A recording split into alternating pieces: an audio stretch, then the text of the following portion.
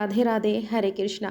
प्रिय भक्तों, आज फिर से हम श्री कृष्ण जी की एक अनोखी कथा सुनेंगे, या यूँ कहिए कि उनके भक्तों की एक अनोखी कथा सुनेंगे, जिसमें एक शिकारी की वजह से एक संत को श्री कृष्ण जी के दर्शन होते हैं। तो चलिए कथा शुरू करते हैं। एक बार की बात है, एक संत जंगल में कुटिया बनाकर रहा करते थे और भगवान श्री कृष्ण जी का भजन करते थे। संत को यकीन था कि एक न एक दिन श्री कृष्ण जी मुझे साक्षात दर्शन जरूर देंगे। एक दिन उसी जंगल में एक शिकारी आता है। उस शिकारी ने संत की कुटिया को देखा। वह कुटिया में गया और उसने संत को प्रणाम करके पूछा कि आप कौन हैं और यहाँ क्या कर रहे हैं। अब संत ने सोचा, यदि मैं इससे कहूँगा कि मुझे भगवान श्री कृष्ण के दर्शन करने हैं, मैं उनके इंतजार में बैठा हूँ, तो शायद ये बात समझ नहीं आएगी इसे। इसीलिए संत ने दूसरा उपाय सोचा। संत ने शिकारी से पूछा कि भैया, पहले आप बताओ कि आप कौन हो और यहाँ किस लिए आते हो। अब शिकारी ने कहा कि मैं तो एक शिकारी हूँ और यहाँ शिकार के लिए आया हूँ। अब संत ने तुरंत उसी की भाषा में कहा कि मैं भी एक शिकारी हूँ और अपने शिकार के लिए ही आया हूँ।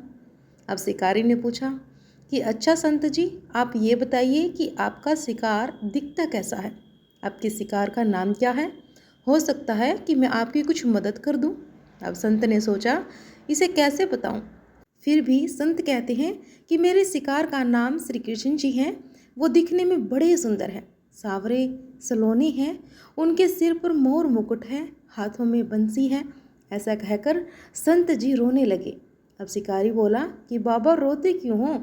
मैं आपके शिकार को जब तक ना पकड़ लूं तब तक पानी भी नहीं पीऊँगा और आपके पास भी नहीं आऊँगा।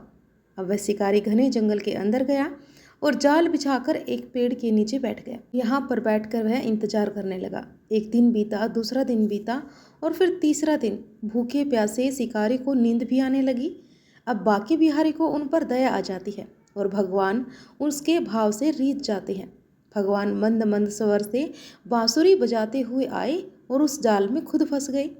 अब जैसे ही शिकारी को फंसे हुए शिकार का अनुभव हुआ तो वह तुरंत नींद से उठा और उस सावरे भगवान को देखा। अब जैसे संत ने बताया था, उनका रूप वैसे ही था। अब वह जोर जोर से चिल्लाने लगा कि मिल गया, मिल गया, शिकारी मिल गया। ऐसा कहते हुए शिकारी ने उसे शिकार को जाल समेत कंधे पर बिठा लिया और शिकारी कहता हुआ जा रहा था कि आज 3 दिन के बाद मिले हो, मुझे खूब भूखा प्यासा रखा है, अब तुम्हें मैं छोड़ने वाला नहीं हूँ। अब शिकारी धीरे धीरे कुटिया की ओर बढ़ रहा था। अब जैसे ही संत की कुटिया आई तो शिकारी ने आवाज़ लगाई कि बाबा।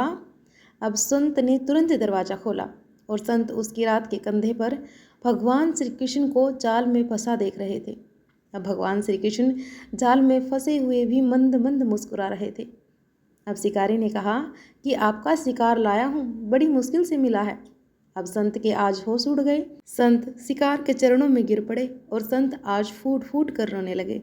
संत कहते हैं कि मैंने आज तक आपको पाने के लिए अनेक प्रयास किए प्रभु, लेकिन आज आप मुझे इस शिकारी के कारण मिले हो। भगवान बोले कि इस शिकारी का प्रेम तुमसे ज़्यादा था, इसका भाव तुम्हारे भाव से ज़्यादा है, इसका विश्वास तुम्हारे विश्वास से ज़्यादा है। इसीलिए आज जब 3 दिन बीत गए तो मैं आए बिना नहीं रह पाया। मैं तो अपने भक्तों के अधीन हूँ। आपकी भक्ति भी कम नहीं है संत जी। आपके दर्शनों के फल से मैं इसे 3 ही दिन में प्राप्त हो गया।